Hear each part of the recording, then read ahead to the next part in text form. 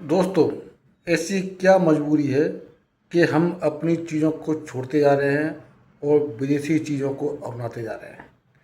मैं एक ऐसे टॉपिक पर बात करने वाला हूँ। आज मैं आपको कोई उपाय नहीं दूंगा, कोई सलाह नहीं दूंगा, बस केवल डायरेक्ट बात करूँगा। बात यह है कि हम अपनी संस्कृति को भूलते जा रहे हैं, हम अपनी भारतीय सभ्यता को भूलते जा रहे हैं। ऐसा क्यों हो रहा है? हम विदेशी संस्कृति को अपनाते जा रहे हैं और अपनी झूठी दुनिया में इतने खुश हो रहे हैं कि जिसका कोई जवाब नहीं है। रहन सहन हो, खान पान हो, सबसे ज़्यादा खान पान की बात आती है।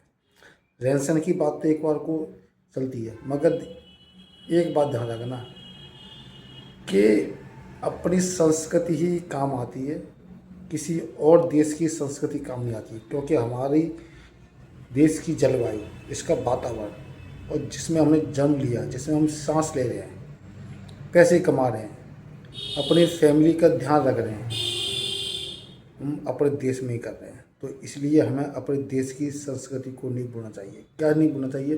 देखिए, हम अपने देश की संस्कृति, मतलब हमारे बड़े बुजुर्गों ने जो अपने देश को दिया है, जो खान पान दिया है, जो रहन सहन दिया है, हम उसको भूलते जा रहे हैं। देखिए, सभी लोग शरीर को स्ट्रॉन्ग करने के लिए अपनी देसी चीज़ों को भूलते जा रहे हैं और मांस, मतलब नॉन वेज पे ज़्यादा फोकस कर रहे हैं। या एक चीज़ बताइए, किसी जीव की हत्या करके उसको पकाने के बाद खाना, क्या ये सही है? आप यही देखो कि हमारे शरीर पे कहीं भी कोई कट लग जाए या घाव हो जाए, हमें कितनी गुस्सा आती है और कितना दर्द महसूस होता है हमें। और हम किसी जीव की हत्या करने के बाद उसको खाते हैं। सोचो, उसकी आत्मा कितनी दुखती होंगी और कितनी बददुआ देती होंगी, काटने वाले को, बेचने वाले को, खाने वालों को, सभी लोगों को बददुआ देती होंगी। फिर आप ये कहोगे साहब हम तो खा रहे हैं, हमने उसको मारा थोड़ी है, उसको काटा थोड़ी है। अरे भाई, वो सब जानता है, जो जीव है वो ये भी जानता है कि अगर खाने वाले की डिमांड नहीं होगी तो मेरे को नहीं काटा जाएगा। जब खाने वाले ज़्यादा हैं तभी तो मेरी डिमांड बढ़ती जा रही है, मांग बढ़ती जा रही है, और तभी मेरे को काटा जा रहा है, बेचा जा रहा है, खाया जा रहा है। जब हम अपने शरीर पे कोई घाव नहीं दे सकते, हमें बड़ा दुख होता है। अगर कोई कट लगा दे हमारे शरीर पे बगैर पूछे हमें, तो हमें गुस्सा इतनी आएगी कि हम उसको जान से मार दें। मगर हम लोग ऐसा नहीं करते। हम लोग भूल जाते हैं। अपने दर्द को तो महसूस कर सकते हैं, मगर दूसरे का दर्द हम महसूस नहीं करते। भाई, हम भारत देश में रह रहे हैं क्योंकि इस देश का नाम भारत था पहले, और अंग्रेज़ों ने आके इसको इंडिया नाम दे दिया, नंगे भूखों का देश। और वही संस्कृति तब से चली आ रही है। देखो, हर चीज़ का हिसाब देना पड़ेगा, हर चीज़ का। आप कहोगे साहब कि साहब सब कुछ यहीं है, मरने के बाद सब हिसाब देना पड़ेगा, सब हिसाब। आपने कितनी बार हरिद्वार गए हो, कितनी बार वृंदावन गए हो, कितनी बार अपने इष्ट देवता के द्वार पे, कुल देवी के द्वार पे गए हो दर्शन करने के लिए, वो सब चीज़ मानी नहीं जाती। आपने माँ काल के दर्शन कर लिए, आपने विष्णु भगवान के दर्शन कर लिए, कितनी बार दर्शन किए, इसका कोई मायने नहीं है। मायने ये रखता है कि आपने कितने जीव जंतुओं का दिल दुखाया है, उनकी आत्माओं को ठेस पहुंचाई है। तो इसलिए मैं कहता हूँ, नॉन वेज खाना छोड़ दो और अपनी देसी चीज़ों पे विश्वास करो।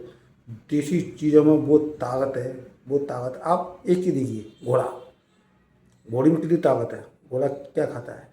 चना खाता है, उसको हम चने खिलाते हैं। हाथी में कितनी ताकत है? वो मीट खाता है? वो नहीं खाता ना,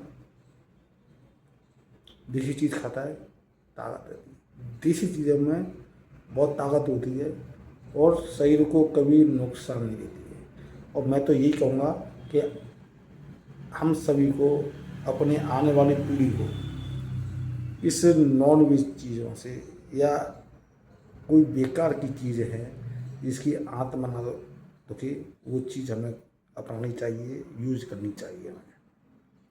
अगर आप कुछ समझदार हैं कि मैं क्या कहना चाह रहा हूँ,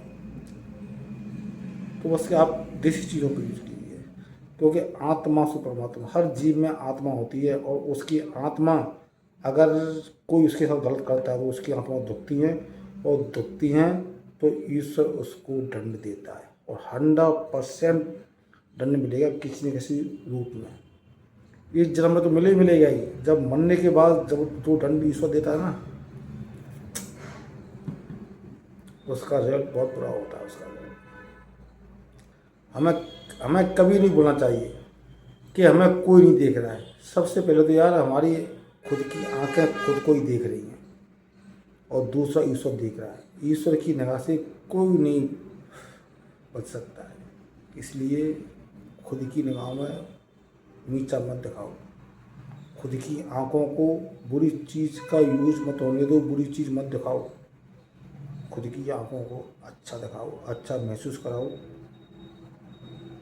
सब कुछ अच्छा दिखाओ, जिससे कि हमारे जीवन में, आपके जीवन में अच्छा ही अच्छा हो। अगर वीडियो आपको अच्छा लगे तो लाइक करना, सब्सक्राइब करना और कमेंट करना। धन्यवाद।